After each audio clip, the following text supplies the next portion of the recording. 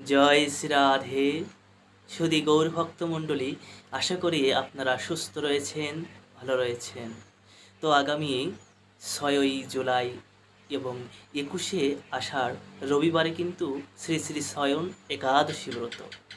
তো বিশ্বের প্রত্যেকটি দেশেই এই রবিবারে শয়ন একাদশী ব্রত পালন করা হবে এবং সোমবার অর্থাৎ 7ই জুলাই 22শে আষাঢ় সোমবারে ব্রতের উপবাস ভাঙতে হবে বা পালন করতে হবে। তো বাংলাদেশের যে সময়ের মধ্যে ব্রতের উপবাস ভাঙতে হবে সোমবার সকাল 9:59 মধ্যে এবং ভারতীয় সময় সকাল 9:29 মধ্যে ব্রতের উপবাস ভাঙতে হবে।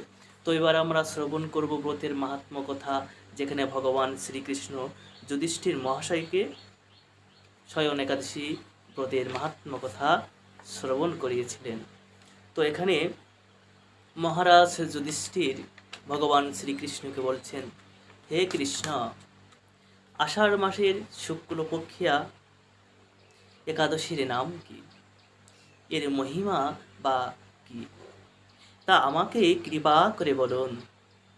শ্রীকৃষ্ণ বললেন, ব্রহ্মা এই একাদশী সম্পর্কে দেবর্ষি নারদকে যা বলেছিলেন, আমি সেই আশ্চর্যজনক কথা আপনাকে বলছি। শ্রী ব্রহ্মা বললেন, হে নারদ, এই সংসারে একাদশীর মতো পবিত্র আর কোনো ব্রত নাই। অনেক অনেক ব্রত উপবাস থাকতে পারে, কিন্তু সমস্ত ব্রতের মধ্যে একাদশী ব্রত হচ্ছে সর্বশ্রেষ্ঠ ব্রত। এই একাদশীর উপরে আর কোনো ব্রত নাই।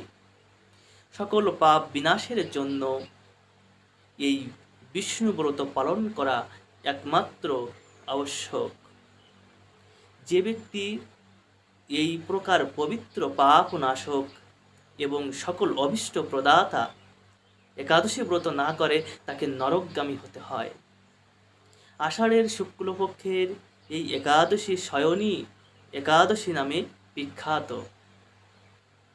শ্রী ভগবান ঋষিকেশের জন্য এই ব্রত পালন করতে হয়। এই ব্রতের সম্বন্ধে এক মঙ্গলময় পৌরাণিক কাহিনী আছে, আমি এখন তা বলছি। বহু বছর পূর্বে সূর্যবংশে মান্ধাতা নামে একজন রাজর্ষি ছিলেন। তিনি ছিলেন সত্য প্রতিজ্ঞ এবং প্রতাপশালী চক্রবর্তী রাজা। প্রজাদেরকে তিনি নিজের সন্তানের মতো প্রতিপালন করতেন। সেই রাজ্যে কোনো রকম দুঃখ, রোগ, ব্যাধি, দুর্ভিক্ষ, আতঙ্ক, খাদ্যভাব অথবা কোনো অন্যায় আচরণ ছিল না। এইভাবে বহুদিন অতিবাহিত হলো। কিন্তু এক সময় হঠাৎ দৈব ক্রমাগত 3 বছর সে রাজ্যে কোনো বৃষ্টি হয়নি।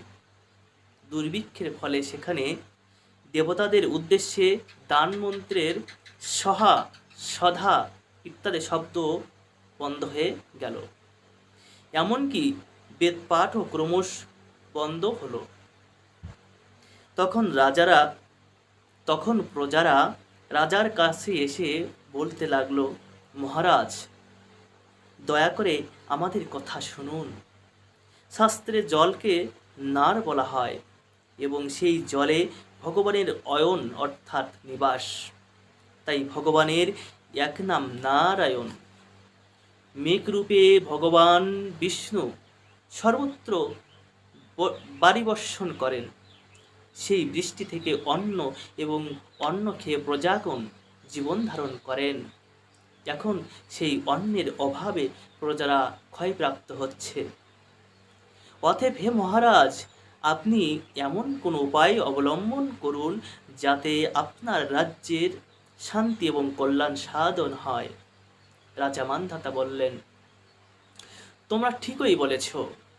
অন্ন থেকে প্রজার উদ্ভব, অন্ন থেকেই প্রজার পালন। তাই অন্নের প্রভাবে প্রজারা বিনষ্ট হচ্ছে। আবার রাজার দোষেও রাজ্য নষ্ট হয়। আমি নিজের বুদ্ধিতে আমার নিজের কোনো দোষ খুঁজে পাচ্ছি না। তবুও প্রজাদের কল্যাণের জন্য আমি আপ্রাণ চেষ্টা করব। তারপর রাজা ব্রহ্মাকে প্রণাম করে সৈন্যসহ বনে গমন করলেন। সেখানে প্রধান প্রধান ঋষিদের আশ্রমে ভ্রমণ করলেন। এভাবে একদিন তিনি ব্রহ্মার পুত্র মহা তেজস্বী অঙ্গিরা ঋষির সাক্ষাৎ লাভ করলেন। তাকে দর্শন মাত্রই রাজা মহানন্দে ঋষির চরণ বন্দনা করলেন। ঋষিবর তাকে আশীর্বাদ ও কুশল প্রশ্ন জিজ্ঞাসা করলেন। রাজা তখন তার বনে আগমনের কারণ সবিস্তারে ঋষির কাছে জানালেন।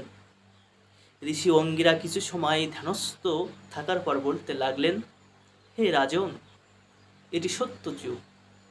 এই সত্য যুগে সকল লোক বেদপরায়ণ এবং ব্রাহ্মণ ছাড়া অন্য কেউ তপস্যা করেন না। এই নিয়ম থাকা সত্ত্বেও এক শূদ্র রাজ্যে তপস্যা করছে।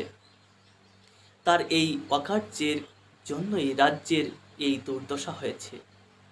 তাই তাকে হত্যা করলেই সকল দোষ দূর হবে। রাজা বললেন, হে মুনিবর, তপস্যাকারী নিরপরাধ ব্যক্তিকে আমি তাকে বধ করতে পারবো না।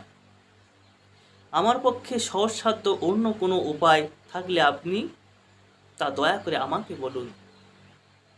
তদুত্তরে ঋষি অঙ্গিরা বললেন, আপনি আষাঢ় মাসের শুক্ল পক্ষের শয়নী একাদশী, প্রসিদ্ধা একাদশী ব্রত নামে প্রসিদ্ধ।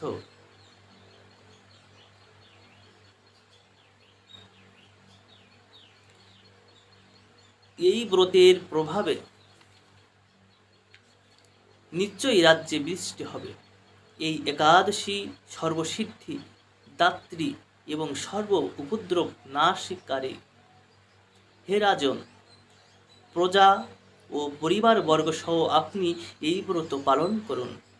মণিবারের কথা শুনে রাজা নিজের প্রাসাদে ফিরে এলেন। আষাঢ় মাস উপস্থিত হলে রাজ্যের সকল প্রজা রাজার সাথে এই একাদশী ব্রত অনুষ্ঠান করলেন। ব্রত প্রভাবে প্রচুর বৃষ্টিপাত হলো। কিছুকালের মধ্যেই অন্নভাব দূর হলো। ভগবান ঋষিকেশের কৃপায় প্রজাগণ সুখী হলো। এ কারণে সুখ ও মুক্তি প্রদানকারী এই উত্তম ব্রত পালন করা সকলেরই অত্যন্ত আবশ্যক ও কর্তব্য। ভবিষ্যত্তর পুরাণে যুধিষ্ঠির শ্রীকৃষ্ণ তথা নারদ ব্রহ্মা সংবাদ রূপে একাদশীর এই মাহাত্ম্য বর্ণিত হয়েছে। তো এভাবেই প্রত্যেকটি একাদশীর ব্রতের মাহাত্ম্য কথা ভগবান শ্রীকৃষ্ণ অর্জুনকে এবং যুধিষ্ঠিরকে শ্রবণ করিয়েছিলেন। প্রত্যেক একাদশী ব্রত অবশ্যই পালন করা কর্তব্য। কৃষ্ণ প্রেম, কৃষ্ণ ভক্তি জাগরিত হয়। সকলের চরণে দণ্ডবত প্রণতি নিবেদন জানিয়ে এখানে শেষ করছি। সকলে সুস্থ থাকুন, ভালো থাকুন এবং শুভকামনা রইল।